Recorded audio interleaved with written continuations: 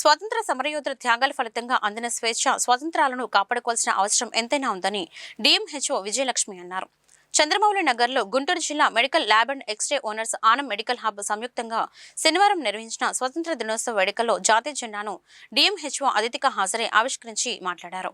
ప్రతి ఏడాది ఇటువంటి వేడుకలు నిర్వహిస్తూ తనను అతిథిగా ఆహ్వానించడం సంతోషంగా ఉందని చెప్పారు. అసోసియేషన్ జిల్లా అధ్యక్షులు ఆనంద్ సంజీవరెడ్డి మాట్లాడుతూ ఈ స్వతంత్ర దినోత్సవ రాష్ట్ర ప్రజలకు ఒక మైలురాయిగా మిగిలిపోతుందని అన్నారు. రాష్ట్ర ప్రభుత్వం ప్రజల ఆరోగ్యాన్ని కాంక్షిస్తూ అనేక నూతన వైద్యశాలలు, కళాశాలను ఏర్పాటు చేస్తూ ప్రజల సంక్షేమాన్ని మరింత ఆరోగ్యవంతం చేస్తుందని తెలిపారు.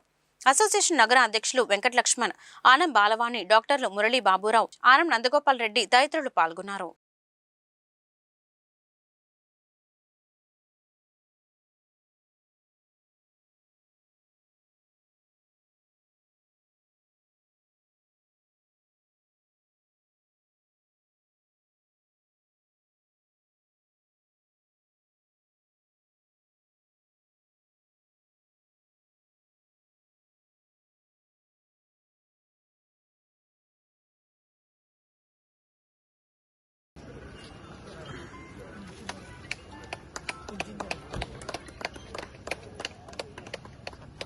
మేడం గారు రీసెంట్గా డిఎంహెచ్ఓ నుంచి కూడా స్టేట్ అడిషనల్ డైరెక్టర్గా ప్రమోట్ అయ్యారు.